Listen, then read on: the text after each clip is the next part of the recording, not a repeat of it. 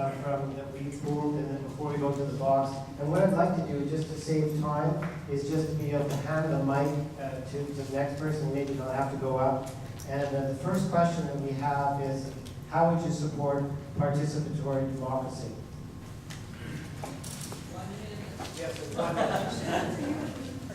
Jim Rutledge.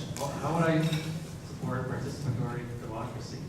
Well, I certainly like technology, and I think we do have an opportunity to use more of the town hall, e-town hall meetings and technology to bring people's input to council. I think we have to be more communicative in all areas. Like that, as mayor, I would like to see an opportunity to get together with people on a weekly basis, have like a breakfast, and do things that people can come in on their timetable, not necessarily when suits me or the city manager.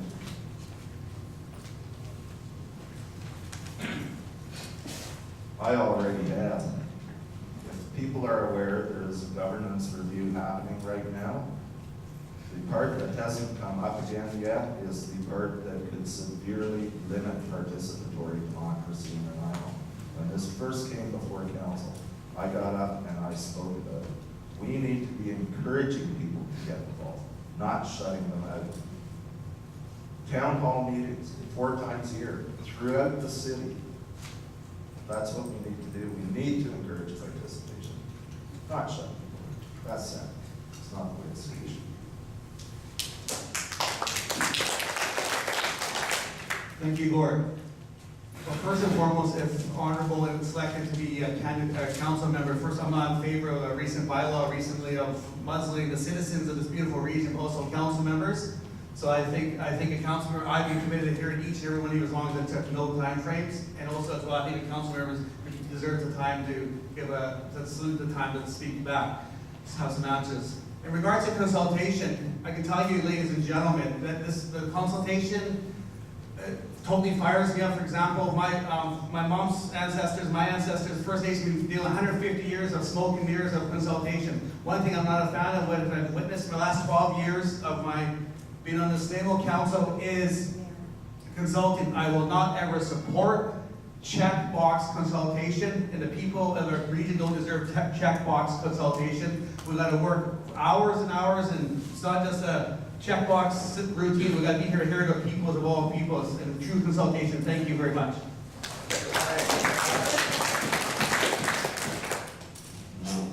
The Elect Mike Horn campaign is very concerned about voter turnout. The first step in participatory democracy is increasing the number of people who come out and vote in the elections. I know elections aren't everything, but they're very important. So I'll be asking community groups and activist groups throughout the city to try and increase voter turnout, to call on their members, to call on their neighborhoods to come out and vote, and to advertise the voting day. So it's not just up to the city to tell us to come out and vote, but it's up to the whole community to remind everyone to come out and vote. As for true participatory democracy, in between elections, we need to renew communications between the city and the community. If there's a dispute involving a particular neighborhood, the city council should go there occasionally, have the meeting in that neighborhood. If there's a crisis, we need to get communications opening not just between the people and the elected members, but between the people and staff, between the people and the provincial agencies involved.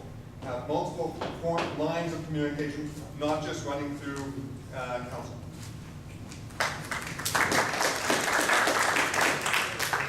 On the subject of participatory democracy, the first thing we need is a change in direction that's going to have to come from city council and going to have to direct city staff.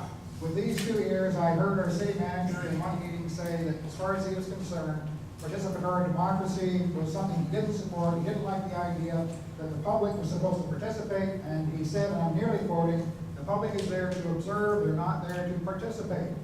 Now, if that's really the backroom mentality, the mindset of the people that are running the city, that has to fundamentally be changed.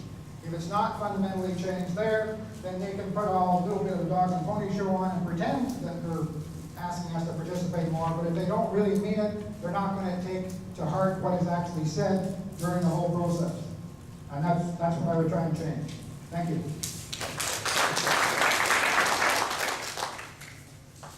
All right, I think I've already talked about it in my first little speech, but that whole participatory democracy thing, it has to happen from relationship building.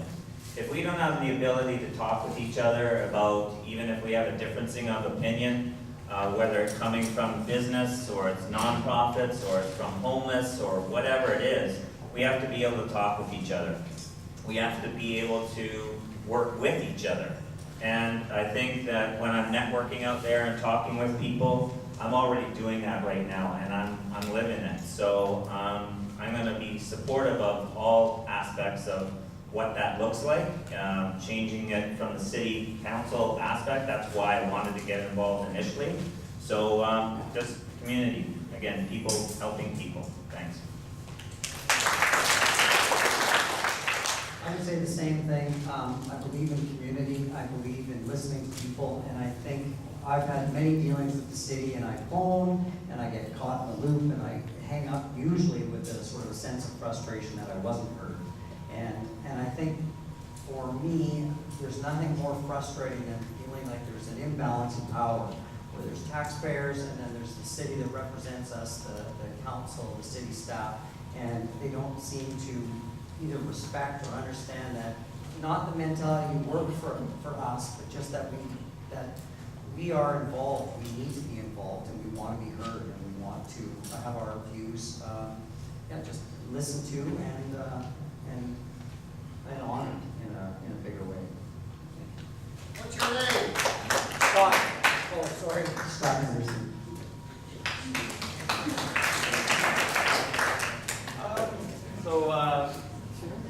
Western culture, we really like to declare war on words. So we have war on terrorism, we have war on drugs. In Nanaimo and elsewhere as well, as a matter of fact, I really think we should declare war on apathy. We're too apathetic. Voter turnout 2 years ago is a perfect example. I think that the general population, myself included, we need to understand why municipal and civic politics affects us. So when we read the Nanaimo Daily News that taxes have increased a certain percent, we just read about it in the paper, roll our eyes, and that's that. We need to understand that's money that we earn, money that's going into our pockets, money that's simply going to city coffers that might go into a $100,000 toilet down at Call Plaza. That's money. So I think that eventually we need to let the people know that, this really does affect us. We need to understand that, what happens there every 2 weeks on Monday or in these other meetings, in-camera meetings, they affect us and they affect our everyday lives in ways that we might not understand if we're living our day-to-day lives. But, we have our own lives to live. But that's what has to happen. And social media is a great tool. I think we should probably utilize that as well.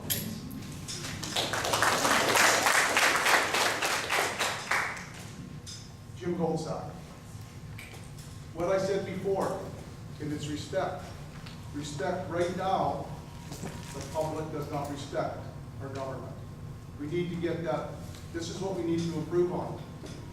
We need to improve on that respect, gain that respect, and we can get the voters back into the ballot box. That's really what we need. That's all I'm going to say.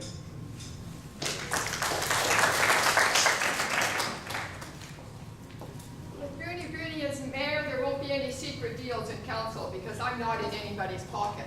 And we're not that big that we can't get together. That's what makes it special. But we're big enough that we got a big voice. And with all this new technology today, why can't we have democracy, old sweet, sweet word? Because we all know what's the right thing to do.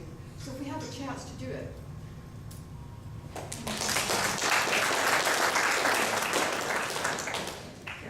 Karen Hostad. I have a personal motto that is seek first to understand, then to be understood.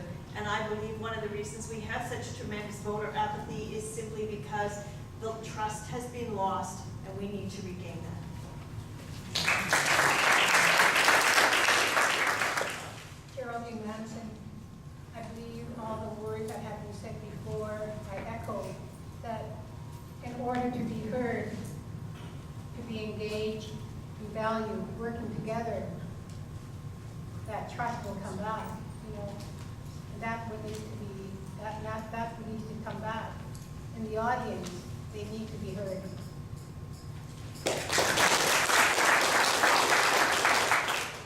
Brian Anderson.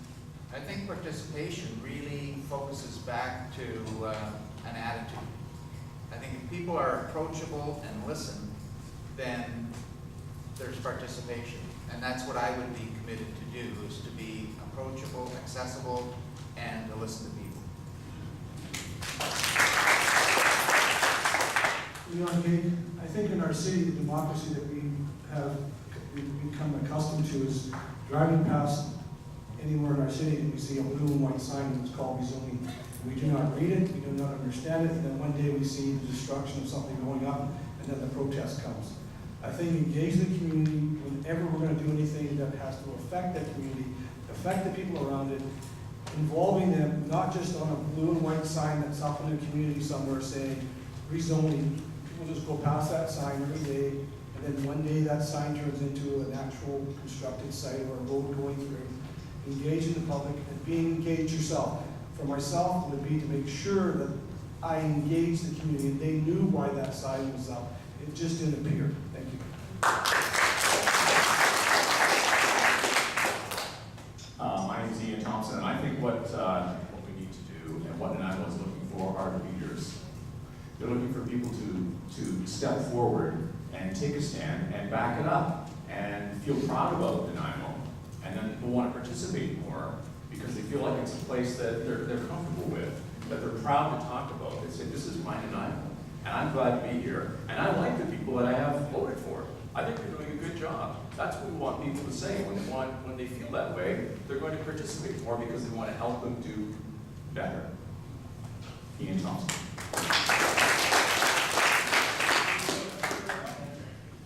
So what we're going to do, we're just going to do one more question from our group. I got another couple minutes.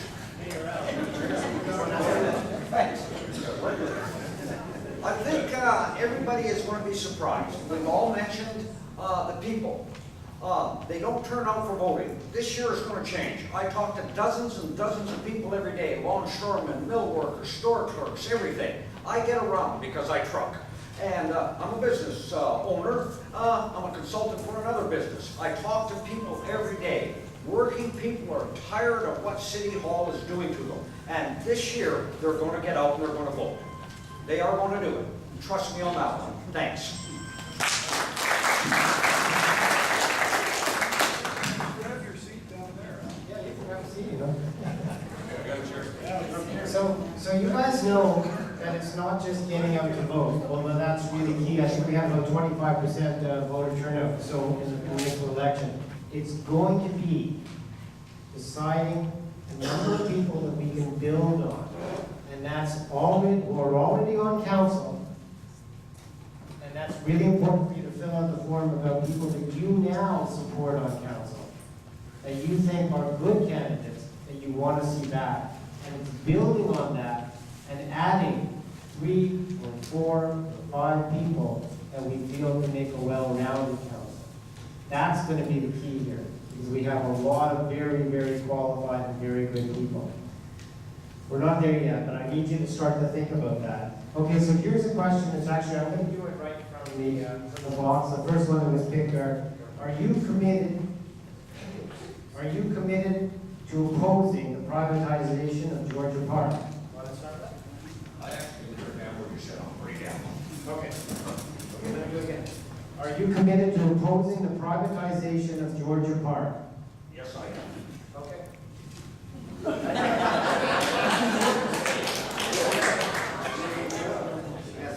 I am committed to letting the public decide, which is how it should be in a referendum.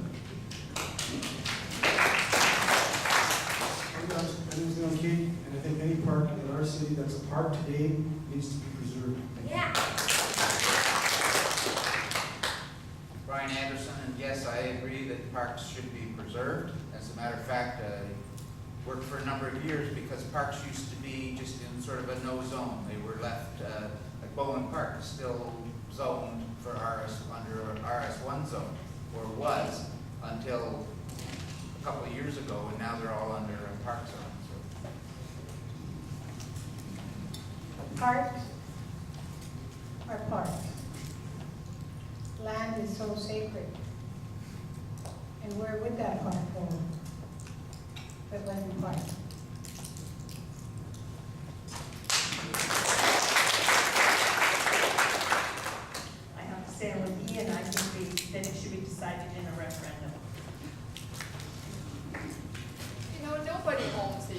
we're all just going through here. And absolutely not. We have to stop this privatization business, because pretty soon we won't even be able to walk anywhere. You know, just because the guy's got the most money, he can do whatever he wants. I say shame.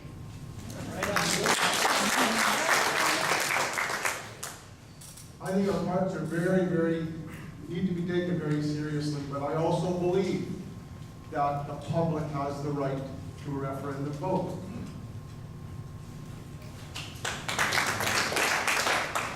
I'm Matthew O'Donnell. I am 110% against the privatization of not only Georgia Park, but every other piece of parkland in this city. They're parks for a reason. They develop culture. They improve our quality of life in our city. 100% against. Scott Henderson, and I'm opposed to any privatization of parks. The only, I like the referendum idea, it's too bad they're so expensive, but I do like that idea.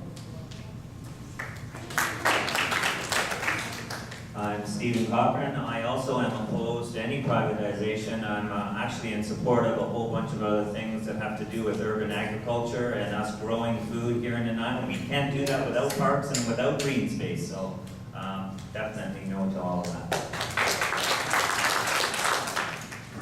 I do think that parks are parks and they should be protected as parks. I do not believe that they should be privatized for any reason. Thank you.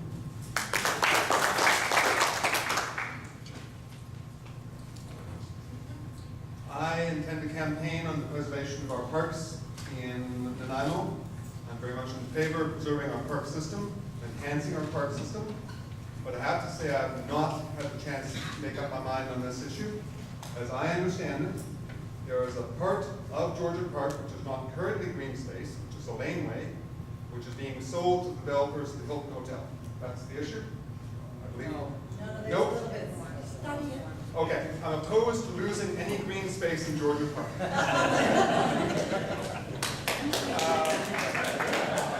I'd also like to make a comment in my 30 seconds on referendums and parks. I'm opposed to the use of the alternative resolution process in favor instead of a referendum. If we're going to have a referendum, have a real referendum where people go and vote. The province is allowing the cities to go ahead with this pseudo-referendum, where if enough people sign up against it, they can stop something. But really, a referendum should be a real referendum. Thank you, Bill Yocum. Regards to privatization and losing land, I think I'm very familiar with that, as my people have been over the last 50 years. So I think that's safe. I know my position on that. But nevertheless, I think in regards to the business, I think they should look at better alternatives than taking the lands, the parks, from city park space from the people of all. So there has to be better options. So in this case, I suggest they look elsewhere where it's on private lands. Thank you very much, ladies and gentlemen. Gord Fuller, a few years back, the city was able to do whatever they damn well wanted with parks. You didn't have a choice. During the last election, actually part of my platform was to see that parks become dedicated and that the only way you could make changes through the referendum process. I've spoken to council on this, and council has actually dedicated parks. The only way you can change them is through referendum. The alternate approval process is the sneaky way to comply with the referendum. And we should never be using that for decisions that are as important as protecting parklands. Not only do I oppose it, but when it comes before council again, I want to see everybody in this frickin' room out there opposing it in front of council.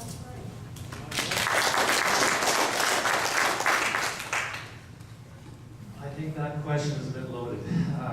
There's two hotels. The first one that we gave away millions and millions of dollars, 9 different things that we gave away a ton of money on, and the second one, which we're not giving away much at all. In fact, the developer in that case is asking to be able to pay us money to be able to use it. In a nutshell, I'd like to see that park space being functional. I'd like to see something done with it that's beautiful, that I can get in there and enjoy it and use it. And quite frankly, the referendum process, I think, is certainly useful, and it could be applied in this case. The timing is suitable.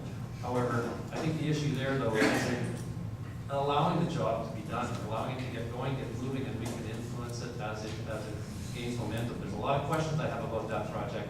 It looks good, but I'd like to give it a chance to get running.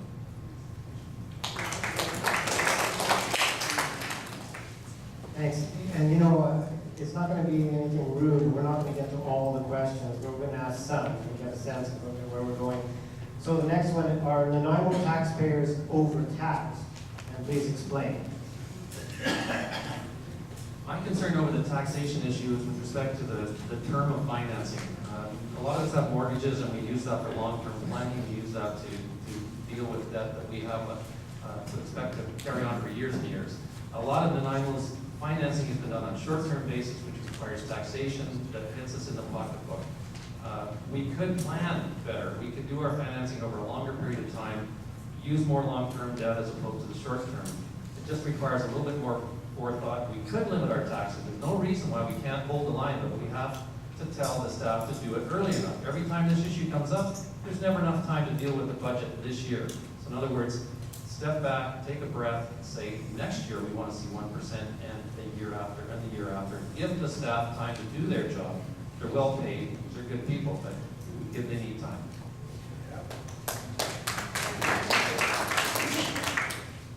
If Langford could have a 4% tax rate over the period of 10 years, then certainly Nanaimo can do just as well. Ours averages 4% per year. We have to reduce taxes. There are means and ways to do it. I'm not going to get into them all. And when I'm elected to council, I'm going to be asking people that know about these things how we can do it. And I will value their opinion. Thank you, Gord. So first and foremost, it's not as a resident of Cinnabar, zero residents in your neighborhood. It is, I feel, paying almost $4,000 a year, quite costly. So the question was, do I think taxes are high? Was that the question?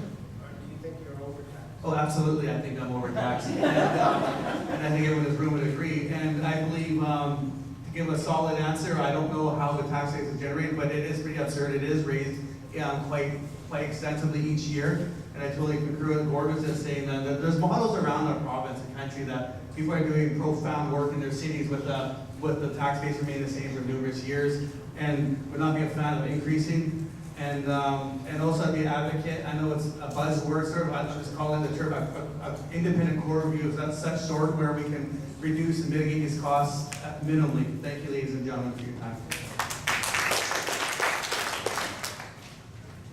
I believe that we all feel overtaxed at every level. I believe in value for money. If you think that you're overtaxed, there is a solution to demand that your taxes be lowered, that your taxes be frozen. There's also the solution of demanding better value for your tax money, demanding better efficiency from your city government, demanding things that you need from the taxes that you've already committed to paying.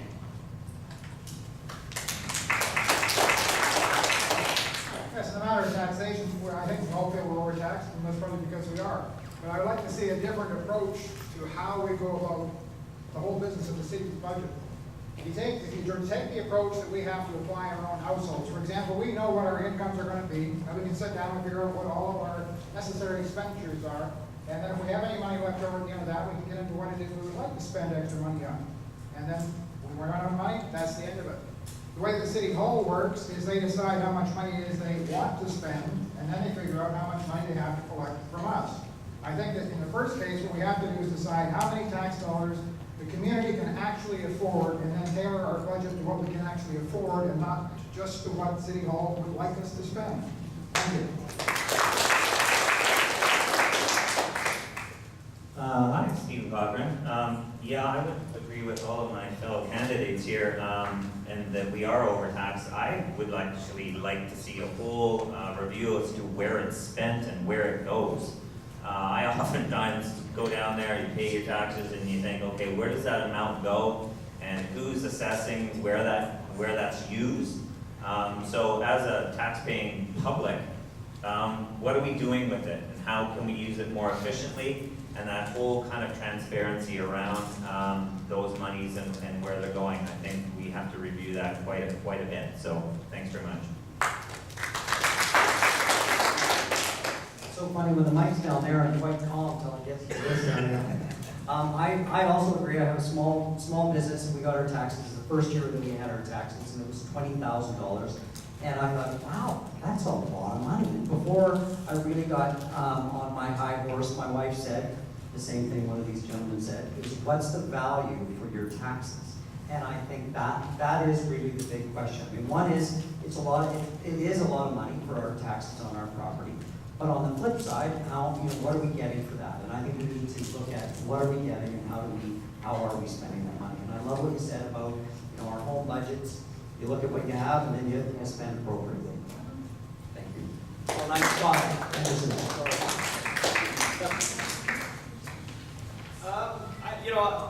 Who likes taxes?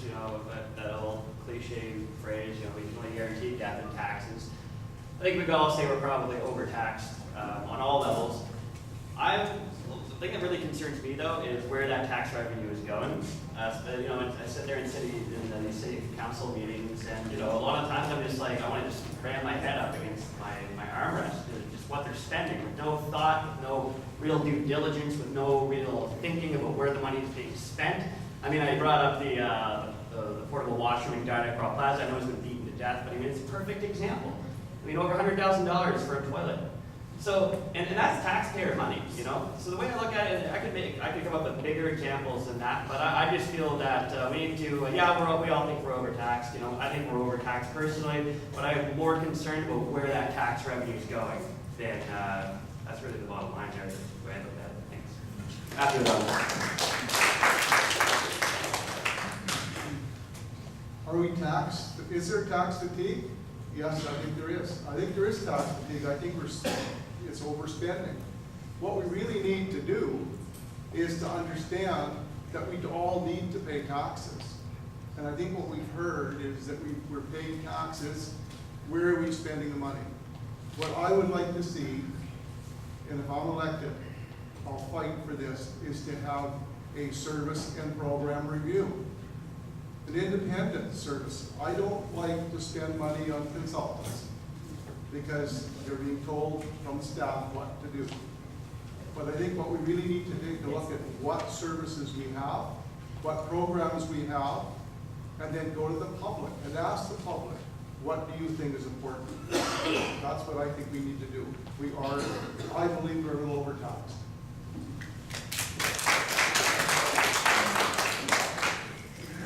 The only way to create change is to make deliberate action. And some of our tax dollars should go towards really good bus stations where you can get coffee, have internet, room for new vendors. And how about some decent sidewalks? And this is a retirement center. We're all going to get older. And when I'm 102, I want to be driving around in a little electric wheelchair that you could go anywhere all through the city. Like, it's great because, this is a retirement center. And to have a better way of traveling instead of everything going towards the car.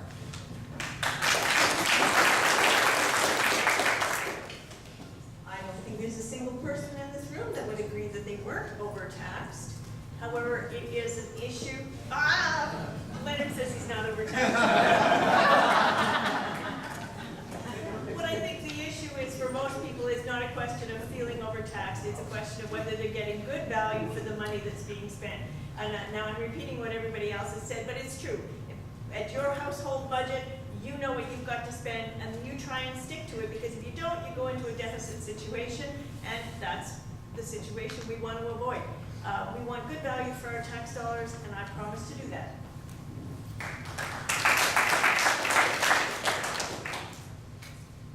By the sounds of it, looks like the city residents are overtaxed. And where's that dollar going to? And a review of all those finances of the revenue, where the tax dollars are going to. And in Sanamo, when we have an AGM, the citizens of Sanamo is asking the council today a review of all the dollars, where they're going to and what they're being used for. So maybe the citizens of the Nanaimo citizens should be asking the same thing, where their dollars are going.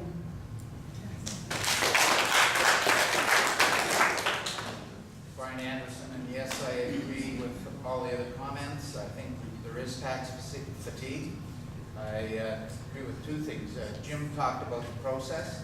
I think the process is slightly flawed in that the staff know what expenses they want to generate, and so they set the tax budget, but at the end of the year, there's always a surplus. None of that gets rebated back to the taxpayer. So I think there are two things. I support a core review. It tells you what you're doing right and what you can do better. I'm Katie, and I actually spend a lot of time on the city's website as a business owner, and as I said before, in the infrastructure business, and dealing with lots of municipalities and banking around from City Victoria to Port Hardy. I actually look at a lot of different levels of where in the last few years our taxes have started to move around. And I think what's important here is to realize where your tax dollars are going and how the city sometimes shifts them around, and you don't even know that they've increased your taxation, for example, on water. Water is a big issue to me because that's obviously in my business, but also in my life because I'm another supporter of an organization called Water for People. Third world countries, we supply water to them through a process of showing them how to get groundwater out of the ground after walking 3 days in a village and coming back. So water to me is important. Water should be important everybody here. Your taxation on your water is going to go up 5% every year for 5 years in this city. And it's a big concern to me because I'm hearing figures of 7%. So that's a tax that you don't even notice. Your water goes up, your tax goes up, you pay the bill. At the end of the day, you need to be investigating where the taxation is increasing in your bills and see if you're getting the services for those increases. Thank you. I think we need to tell the city manager to make do with less. I think taxes are good because they're providing the services that we have. We have a great pool, the Port Theater, those things all come from taxes. But the people that are making a lot of money at City Hall make too much of a lot of money, right? There's too many people at the top there, and I think we need to get the city manager to make do with less. That's a challenge to put out to that person to say, that's how much you had last year, this year you don't. Make it work. That's the way it works in business.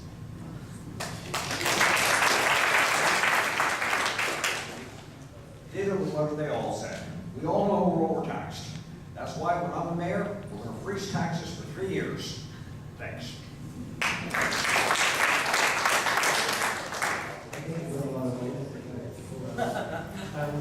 So next question, and I appreciate everybody hanging in there, and I think I'd like to ask a number of other questions if that's okay. The community charter allows 2 distinct participation options beyond an election. A referendum and B, an alternate approval process.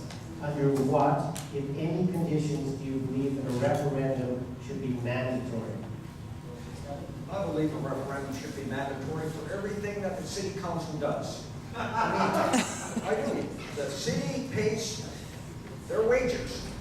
Why can't they be accountable? We want a referendum. We want to decide where our money goes. It is our money. Let's us decide where it goes. Not 8, 9 people and city staff people spending money all over the damn place. We must decide. Thank you. I think that we should do referendums for the park process we talked about, and I think once the city's budget is set, if there's something the city wants to do that is of substantial nature, that we can determine what that is, that could go to referendum as well, whether it's buying parkland or whether it's something else. If there's some significant number that's well beyond the city budget, I think that's something that we should do. I think a referendum comes into play when your city council can't make a decision, and it's a decision they shouldn't be making. I think it's a decision that taxpayers need to make if it's of a significant value of money being borrowed or the community being affected. I think that's when a referendum needs to take place. I don't think sometimes council can make those decisions and adequately supply us with the good result that the community looks for. So having the ability from the north of this town to the south of this town to make a decision as a community is it best for all of us in the end.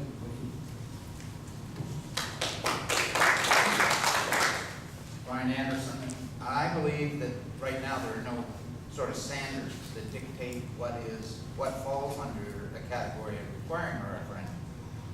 Referendums are expensive, but I think we need to decide what is important enough to be able to go to a referendum and have a certain set of standards so that there's some control.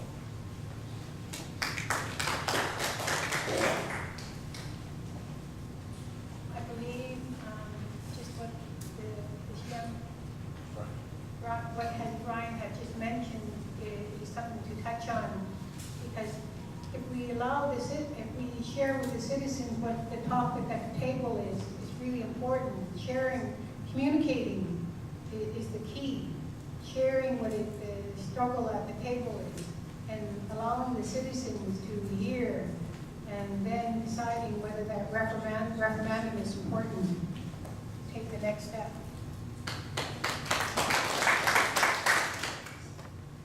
That's a very tricky question, because to say that parkland should be decided on by a referendum is something that I've read previously. However, we recently purchased almost $9 million worth of parkland without a referendum. And we did it because the city plundered all of the discretionary funds that were available, leaving absolutely nothing left in the budget for any form of emergency. They didn't do it with a referendum. So for us to decide on what should be done in a referendum or not isn't going to help if the city staff can play with the funds.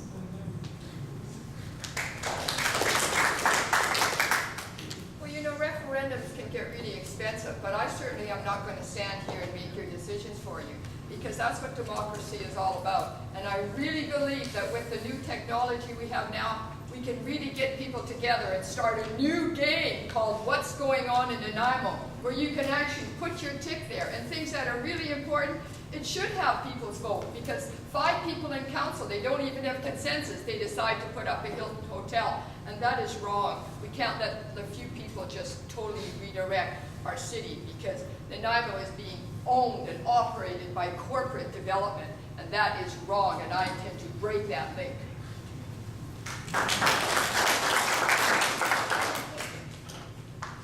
I believe in referendums, but we need to be very careful with the referendum. People are elected. They're elected to make those decisions. So when it comes down to the park issue, as we talked about, I believe that should go to a referendum. The same thing as the Lindley Valley. I believe that should have gone to a referendum and let the people decide. But I really believe that we need to be very careful when we talk about a referendum. I believe in them. But I think communication with the people, with the citizens, is of much value, and that's where we should have it.